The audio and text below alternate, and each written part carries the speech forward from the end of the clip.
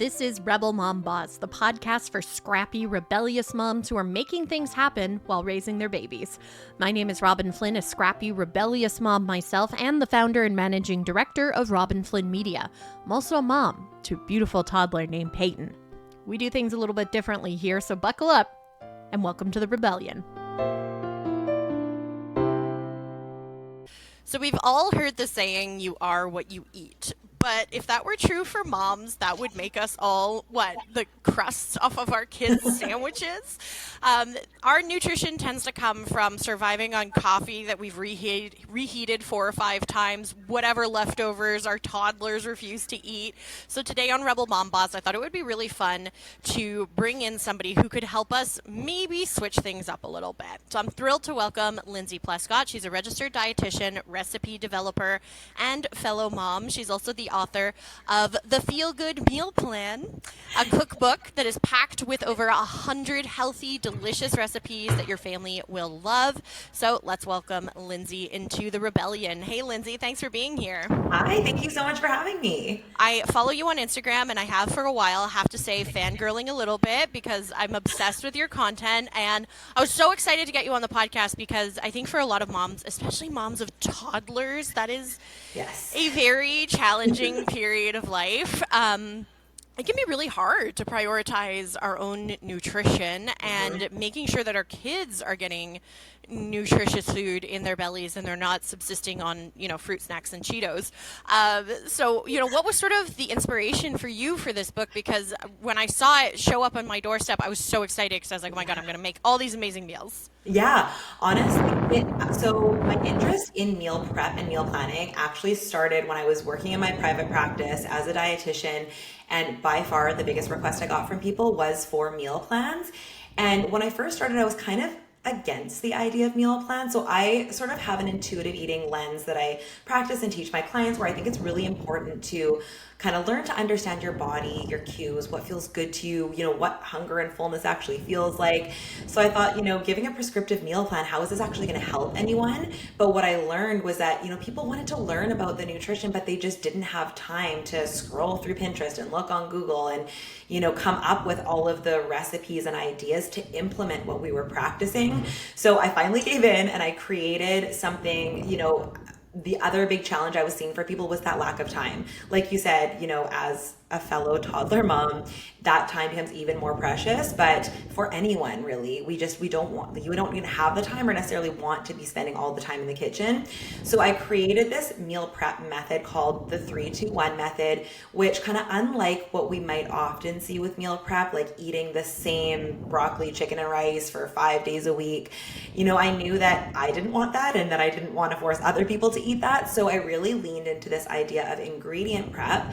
And the 3-2-1 method the goal was that all you do is you take 1 hour on the weekend, you prep 3 vegetables, 2 proteins, and 1 carbohydrate. But again, that's not all you're eating. The goal is that you take those ingredients and mix and match them into completely different but super quick meals throughout the week. So you could take those veggies and put them into salads or bowls or stir fries or tacos. So with those components, those vegetables, carbohydrate, proteins, you could really create a variety of meals that would take like 15 minutes on the night of. Just pull in a few, I call them fast foods. They're like my dietitian version of fast foods. That might be, tortillas or snap peas or foods that don't take any extra prep that you can kind of add into the rotation for more variety.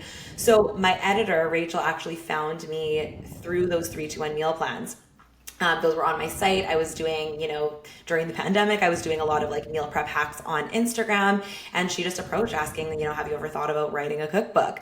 So it kind of stemmed from those 3-2-1 meal plans, but it sort of evolved with how meal prep and meal planning has evolved for me as I, got married, as we had 1 kid and now have 2 kids, and the meal prep just didn't look quite the same. So that was the motivation, was really what are the challenges that we're facing in our own household, even as a dietitian, someone someone that lives and breathes nutrition and recipe development and all of these things, it's still a challenge to come up with new ideas and grocery lists and all of the things, every day of the week. So it came from that. And then also what I really knew that my audience and my clients were really struggling with as well. And, I wanted it to be fun and approachable. And again, not that boring, gross meal prep that we might be used to, but how can we get the benefits of meal prep and meal planning with meals that we're actually going to crave, because I think we all deserve to eat food that we enjoy and that makes us feel good every night of the week.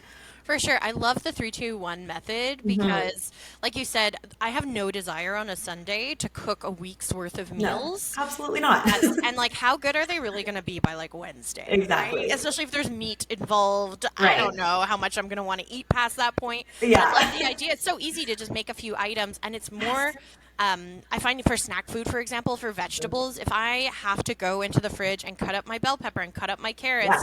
I'm less likely to go grab them. I'm more likely to go make popcorn or something because it takes a few Exactly. seconds. So that's one thing I always do with my vegetables is I always wash and prep them immediately because Amazing. it's a little bit easier to encourage Yeah. yourself to eat them, right? It makes a huge difference. And like, although I swear by this now that I know how much time and sanity it saves me, of course, I'm human. We're all human. There's weeks where I don't do any prep.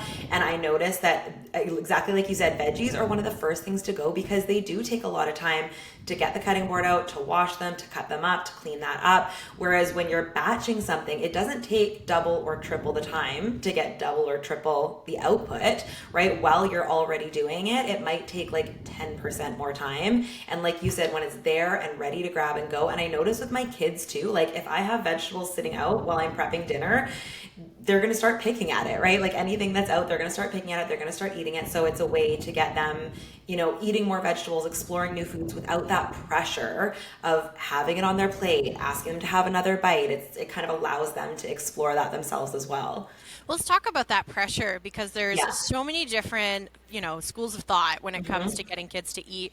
And listen, no judgment, whatever you're doing to get through it. Every kid is different, every parent is different. But what I have found works for me is very much that intuitive approach. Like my job is to prepare a well-balanced, nutritious meal, and it's my daughter's job to decide what she eats. Yeah. So I do not, if she doesn't touch anything on her plate, that's fine. I don't care. We'll package it up and try again for lunch tomorrow. Yeah. That's been my approach because I remember being a kid being forced to sit at the table for like an hour after dinner was over to eat like cold mushy peas that I didn't want. Exactly. So I definitely didn't want to do that for my daughter, but I don't know if that's really considered intuitive eating, is it? It actually is. I was going to ask you, have you heard of the division of responsibility in feeding? I have not. Okay, so there's a dietitian, her name's Ellen Satter, and she created this framework called the division of responsibility in feeding, and it's exactly what you described. It's that the parent decides what, when, and where. So what's being served, what time that's going to be, and where the meal or snack is being eaten, and the child decides if they're going to eat anything and how much of it they're going to eat. And that really is essentially continuing to foster intuitive eating in kids. And the thing that's really interesting is that we are actually born intuitive eaters for the most part, unless there's sort of a medical condition or something that's inhibiting those, internal cues. But we are actually born as intuitive eaters, which we see in kids, right? Like a baby, when they're done, they're spitting the food out, they're throwing it at the wall, they're crying if they don't want to eat anymore, but we lose that over time because of all of those external pressures and cues and shoulds. So really by doing that, we're continuing to foster intuitive eating in kids. We're encouraging them to maintain those skills and tools that are actually innate in them. And so we follow kind of a similar thing around the house. And again, like you said, there's no right or wrong way. We're all just trying to get through mealtime. And I know that can feel really stressful. Again, even as a dietitian with my first kid, I remember feeling that stress and pressure of like, what if he doesn't eat enough? Is he getting enough food? What if he doesn't touch his vegetables? And there are still days that I feel like that. But what I know from experience is that actually mealtime is so much less stressful when you're not battling your kids like that. And what I do find is as soon as that pressure is off, they will continue to nibble at things, or maybe it's not that meal, but they're gonna kind of feel more open to explore that at a later date. Like often kids need quite a few exposures of a new food to try it, but without the pressure, not only do they get to explore that on their own time, do they get to stay kind of connected to their internal cues, but it removes that kind of morality around food that like this food is good and that food is bad. If we're saying eat 5 more bites of your broccoli so that you can have your dessert, they learn and what they hear is like, okay, broccoli is gross and dessert is good. Right. And that continues subconsciously into adulthood. So it really does help them develop a healthy relationship with food as well. That's super important. To me anyway, that's something that Yeah. was always, I always serve the dessert with the meal. And then Yeah. I have friends who say like, if I did that, my kid would eat it first and then they wouldn't eat anything else. And I'm like, Yeah. maybe for the first few times. Yes. Yeah. But like I actually noticed recently we were potty training my daughter and everything I'd read online was about the stickers and whatever. And I had bought like little M&Ms to give her as a treat when she went on the potty. But for her, it wasn't anything special because she hadn't, put any sort of moral value on, chocolate or anything Yeah. because I've never said no. And because I never say no, like if she wants a piece of chocolate in the afternoon, I'll give her a square of chocolate.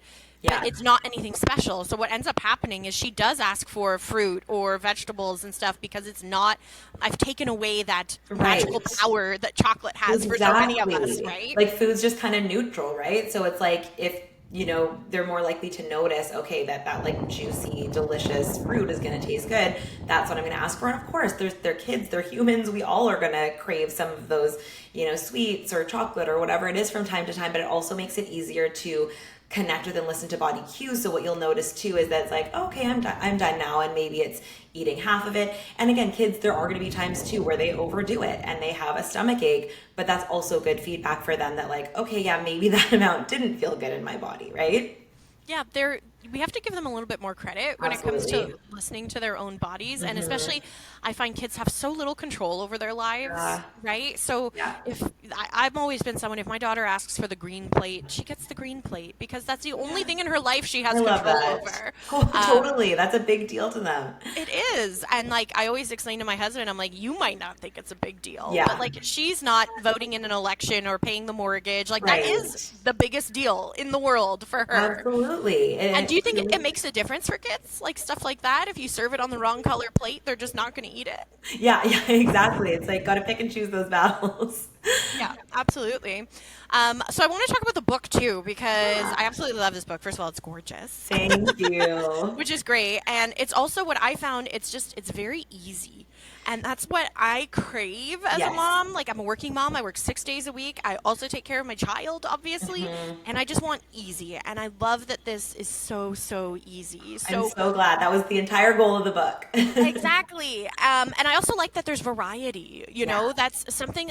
Well, maybe you're the same way, but I grew up with kind of like the same 5 meals on rotation. And bless my parents' heart, like they had 4 kids to feed, so I don't blame them. Wow. But it was like pasta, pork chops, like you're very basic. Right. And I try and switch things up. And I love the ideas in this book with all these different options. So, like, was that something you had to do a lot of research for, or? I wouldn't say a lot of research, but definitely a lot of thinking. Honestly, creating the meal plans in the book was like a Tetris puzzle, and it made writing the book so much more difficult. Like it felt like it was 2 books in one. And for my first book, I was like, why? Why did I choose this? But in the end, I'm so glad because the feedback from it, like, I'm just so grateful. It has made things a lot easier for people. So one of the things I did try to apply to the meal plans was that concept of the ingredient prep and choosing like ingredients in different recipes. So for anyone that's looking to meal plan, like rather than trying to plan out 5 separate meals for the week, think about what ingredients you can overlap in different meals so that you're reducing the amount of things you have to buy, the amount of things you have to prep, and you can again mix and match those. So I wanted there to be a ton of variety, but using similar ingredients so that it would be really easy to prep and cook and get these meals on the table. Yeah, and I find with cooking, so my husband didn't cook when we met. He can make a mean grilled cheese, but that was pretty much it. So I've been Gotta love trying to grilled cheese. teach him how to cook, sort of like the basics. And I think like it's very important to have like a protein, some sort of starch, whether that's a rice or a potato or whatever, or a piece Yeah, of bread, and your vegetable. I like to include two because I'm ambitious, but love it. and then like when you're balancing flavors, you've got to think about the sweet, the salty, the umami, the acidic. So all those different balances of Yeah, flavor because my husband will be like, "Oh, I want to make this recipe, but I don't have any red wine vinegar." And I'm like, "Oh, just use Hmm. lemon juice." And he's like, Right. "What? You can do that?" Yeah. So I would love for you to talk about a little bit about that, about sort of, I guess it's almost like the science of cooking, balancing those flavors. Yeah, definitely. And I always love teaching through example. So that's kind of always what I've tried to do through my recipes is someone gets to actively cook a recipe, but then they're kind of learning about that balance of flavors and the balance on the plate as they do that so that the next time they go to make something, they might remember, oh, right. And in the book, I include a lot of like tips and substitutions as well so that it's also teaching someone, hey, if you don't have this ingredient, swap it out for that, because again, one of the things we can do to save time is not like all of those grocery trips throughout the week for one ingredient, right? So I do kind of, you kind of described it, but as a dietitian, sort of the philosophy I follow, it's called the plate method. As I mentioned, I'm definitely not a prescriptive type of dietitian where it's like have half a cup of this and 10 grams of this and all of those things. But yes, having a balance on our plate, including carbohydrates, which we've kind of been taught to be fearful of, but they are in fact our main source of energy. So like you said, all of the recipes in there, I've sort of baked in that balance where there's a good source of protein that's going to help to keep us full longer, that's going to help to balance blood sugars. As you mentioned, there's always veggies on the plate that are going to, usually a few different colors. It's not like they also add that visual colorful aspect to our plate, which I think makes meals more enjoyable. And then we've got our, some form of carbohydrate on there. And then I always like to add in finish with fat. So again, growing up in the 90s, we were often taught to kind of fear fat, when in fact, fat is actually what us like science nerds call a satiety factor. When we include dietary fats in our meals, we are actually going to feel not only full, but more satisfied after eating, so that we're not constantly feeling snacky and searching around for, the next thing. So that could be, the oil that you're cooking with. It could be sprinkling some nuts or seeds on top of the dish after. It could be some cheese. But not only is it our satiety factor, fat also carries flavor molecules. So it's really important to give flavor, to give satisfaction, and nutritionally, it also helps us absorb certain nutrients. So vitamins A, D, E, and K, we can't absorb them without fat, and our body's not going to be able to actually use those nutrients. So adding dressing to a salad, you just made that healthier, right? Because your body's going to be able to benefit more from the nutrients that are in there. So that's kind of the balance or the science, I guess, nutritionally. And then when it comes to flavor, I think, I'm not a chef, so I would say in terms of I don't even think I think of that part of it as much, but I think it's just, I've cooked since I was a kid. I grew up in a half Chinese household where there's lots of like salt in the food, lots of flavor. And so I think just naturally, like my palate, when I'm creating and testing recipes, I'm kind of looking for that balance, like you said, of the sweet, the salty, the acidic. So that was another huge part of it for me, was creating flavorful recipes, right? Like I think that there's often this idea that, quote unquote, healthy eating or nutritious food is bland, or it doesn't taste good, or it's boring, or we have to kind of like torture ourselves, when in fact there's just so many simple ways to add a ton of flavor. So that's kind of, I would say, in developing those, really my goal was just, how can I make this as flavorful as possible with the least amount of ingredients as possible? And I think a lot of people think that like eating healthy is just like not popular. That's something for like Tom Brady and professional athletes to worry Right. about. But then you have like, I don't know if you follow Logan on TikTok, but his cucumber Yeah. salad Yes. went so viral worldwide that like you couldn't get cucumbers at the grocery store. Exactly. It was absolutely insane, and they are delicious, and they Hmm. only get better the longer you leave them in your fridge, which is Yeah, amazing. exactly. So that is something that I've started doing, is batch creating stuff. So I like love it. instead of prepare, we're a family of three. Instead of making food for three, I make food for like 10, Yeah. and then I can either freeze or we can snack on things later. And I found that's one way to make things a little bit easier. Do you have any other tips for making things a little bit easier?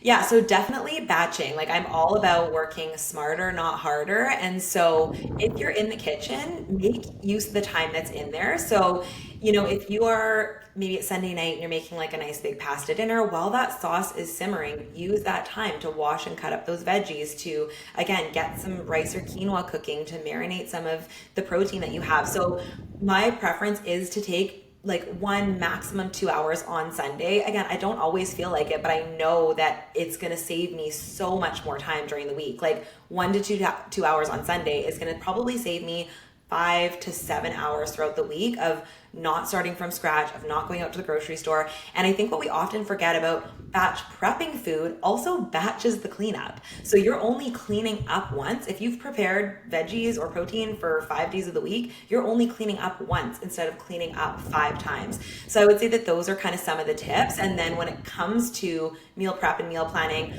I used to be kind of really all like black and white of like it has to be one type of meal prep, but I've sort of blended the two where usually I will only plan for 4 to 5 meals of the week because I find there's always something left over in the fridge that you can throw into another meal, or we're probably going to be out one night, or maybe we want to order in on Friday night or something like that. So I find that planning those 4 to 5 days of the week will actually take me through the week when, like you said, we're planning for extras. So purposely make leftovers and extras, whether that's a full meal. So maybe that batch of pasta sauce is actually going to last 2 or 3 nights of the week, but we don't want to eat that every day, right? So then we have that ingredient prep that we can mix and match into those other quick meals throughout the week.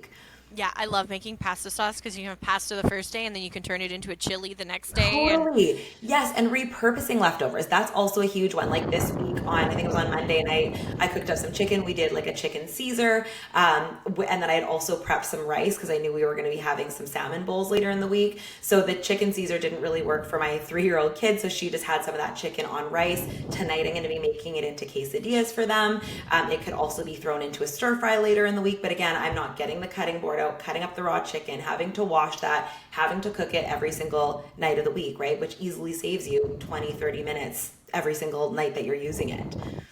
I always also try to get my daughter in the kitchen with me Yes, as much as I possible love because that. she's more likely to eat the food if Hmm. she helped make it Yeah, because she's very proud of herself, first of all. yeah, And it's fun. I think it's important for them to feel the textures and how they change definitely. when they cook and things like that. So, what are some ways you can get your child involved in the kitchen in an age appropriate way? Because obviously, I'm not handing her, like a knife and a cutting board at Right. 3, but there's other things she can do. Absolutely. And I think honestly, a lot of that is just allowing them to take part. And I get it, it's not always easy. Often we are in a rush. It is going to take longer when kids are in the kitchen. It's definitely going to be messier. And so if that's not feasible every day, then maybe you do make time for that on the weekend and let them know that you want them to be curious and involved rather than shutting them down. So if it's, Monday morning and things are chaotic in the kitchen and you're not able to, create that time for them, you could say, I love that you're interested in this. I'm so excited to cook with you, and just talk to them like they're real humans, right? Like we've got to get out of the door today, but I would love if you would help me make some pancakes this weekend, or if there is a small task they can do alongside you, maybe they're just stirring the eggs while you're getting everything else ready. And actually, my kids do have my mother-in-law got my son a set of kids knives when he was probably around 2.5 or 3. So both of my kids use those now, and they're kids knives. They're not going to actually cut them, but they are sharp enough that they'll cut through things. So I'll kind of set them up on the table, make sure that the cutting board isn't going to slip and slide around, and I'll let them kind of, again, choosing the right things. I'm not going to give them like a yam that's going to be too hard to cut through and set them up for failure, but maybe something like a cucumber or something soft and just kind of let them play around with it. So you totally nailed it there, that getting them involved is going to make them more likely to try new things. They have that sense of pride. They want to be involved. And yeah, just kind of allowing them to explore and kind of foster that creativity in them, or that curiosity, sorry. I love that. If you want Yeah. to get it, the Feel Good meal plan is available pretty much wherever you get books, which is, I highly recommend. It's great for busy moms in particular. You can also check out her website, lindsaypleskot.com. You can follow her on Instagram. Thank you so much for being here today. I really appreciate it. Yeah, thank you, Robin. Thanks for having me.